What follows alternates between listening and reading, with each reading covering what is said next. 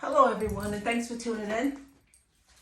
Before I go there, I've just got to make it clear that what I'm going to talk about is not judging. Well, I don't know, it might be judging, but it's actually things that I've noticed. I'm no trained professional, but I'm sure a lot of people would agree with me. So basically, today I'm going to talk about. Oh, also, when I spoke the other day, I spoke about abuse. I touched on abuse, and do you know that I had never ever thought about that in so many years. I just put it behind me, and I started to sob. I started to cry as a 51-year-old woman. I took myself back to something clearly that wasn't very nice. So, what I've got here we go. I made some notes, and my notes go like this. It says, if you're white and you say to me, I don't see a problem, color shouldn't matter, what you really are saying is leave well enough alone. So basically what I'm trying to say, when you tell somebody like, oh, you're my friend, oh, all that's just nonsense. The world has moved on. No, the world has not moved on for Black people. The world has moved on to you. Not to you, but for you. We're still trying to find our way. So be a better friend and figure out why we feel this way, and actually dig deep inside yourself and ask yourself if you're being honest. Number two, if you are white and you call a Black person or a minority aggressive, no, I put here, I said, you were the aggressor. Do you remember that? So not me, as in not us. We're not the aggressors. My people wore shackles and were, this is not funny. My people wore shackles and was sent on a cruise ship. And it wasn't very romantic. So for you to say these statements, it's not good. So don't say to me, I don't see a problem. I don't see any color, because surely you do. Second thing is, if you're white, do not call any minority aggressive unless they are choking you or killing you, because we have sinned to be stigmatized with that word, aggressive. No, we were bought here or bought here and America as in an aggressive manner, shackles and chains around our neck. Who's the aggressor? It's not us. The other thing that I wanted to bring up as well is these stereotypes. Okay, I'm gonna put something that I'm noticing in a Black community, and I don't like it. And we talk about stuff that we don't like and how we want to change and da. But here we are. Black women never used to have so much importance on their body. They were happy with their shape. That was a white woman's issue. And I feel that this was a white woman's issue because they were raised in a society where everything beautiful was white. They had Barbie, and she was slim. They had Ken, he was masculine and good looking and had a six-pack. We didn't worry about those things. We embraced our hips, our breasts, and our men. That's the way they were built. A lot of that was natural. They work out, but I do think that we're quite lucky when it comes to physique.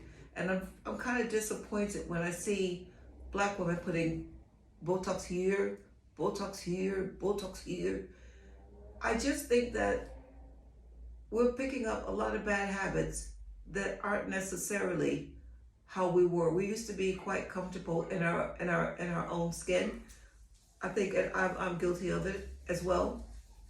We used to be comfortable in our own skin, and now because as a society we're starting to move up a bit, and we're starting to get involved, and we're starting to see things happen around us. We're starting to feel like in order to really make it, we need to do all these things to our bodies and to our faces, and we don't.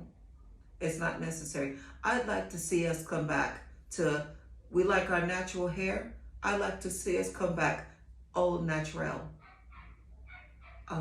So that remains to be seen. Another thing is, I feel that white women with eating disorders that may have eating disorders, and I'm not shocked that they have eating disorders when they have been giving this unrealistic image to look up to. The image that they look up to is Barbie, and they're supposed to look like Barbie. So if they will eat too much or whatever, this is from white friends of mine growing up, which, their parents say, oh, you're eating too much, oh, you're getting too big, or da-da-da-da, because white women didn't look like that. They were always compared to a non-realistic figure, which was Barbie. And I remember growing up, my sisters are a lot older than me, but one of my sisters and my cousin used to hang out, and they would say, oh God, that girl's ass is flat. It's like an ironing board. They ain't got no ass. And I'm just like, oh, you can't say that. I understand. And now I think in a way, they've almost, some women have embraced their curves because of that. Whether they bought these curves or whatever, there are women that aren't Black that just naturally have these curves. And well done to them. But I think that they need to stop pumping this and that in their bodies. And we need to stop pumping this and that in our bodies. And I think that we're picking up bad habits that weren't ours. They weren't our problem. I see Black women struggling with weight issues. Now, we all should do better. We can eat better and do better. But when it gets to the point that it's affecting our being, where we're trying to achieve these unrealistic role models who've taken on these personas of white women, we need to step back and put ourselves in check and recognize that we didn't grow up with that stigma. The next thing is, I'm a victim. I do like the odd glass of wine. But here's the thing. That wasn't our culture either. I'm sure we drank wine. My mom wasn't much of a drinker. But I find nowadays, every Black woman I see on the telly, every Black woman I see, darling, they've got the wine. And they never used to be big drinkers like that. They never used to hang out like that. I'd like to see us bring that back in a little bit, enjoy ourselves with a drink, but not feel like we have to have a drink. And it doesn't have to be wine, darling. The next thing is, what else was I going to say? The next thing is, so we've embraced our natural hair, embraced our natural bodies, and work with what we have.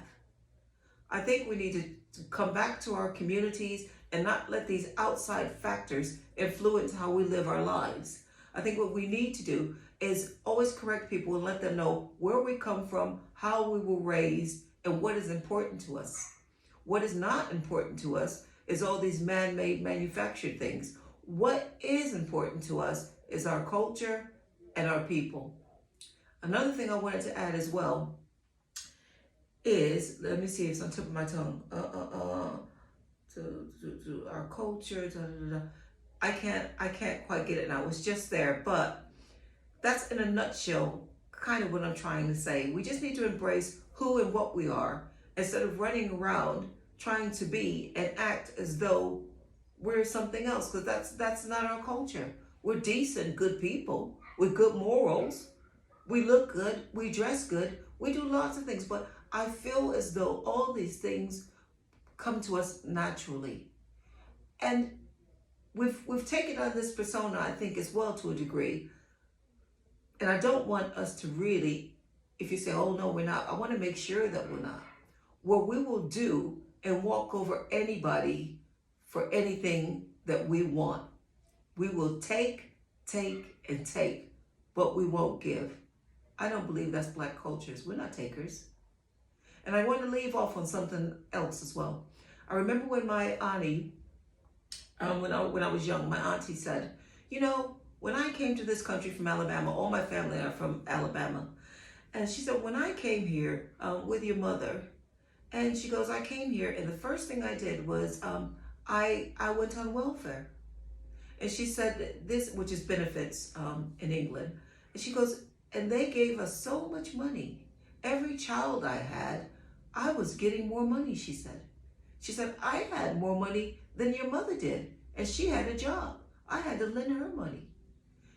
She said, but what I didn't realize, and thank God my kids did well for me, is when my kids turned 18, that money was gone.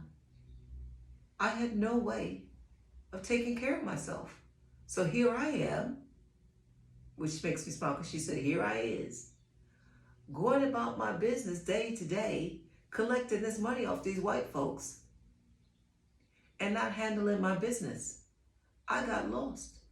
She said, I'm trying to tell young black women today, every black young lady that I see, they can do better. So I want those of us that aren't doing so good to do better. And I want the ones of us that are doing good to hold our hand out and pull everybody up, black men and black women.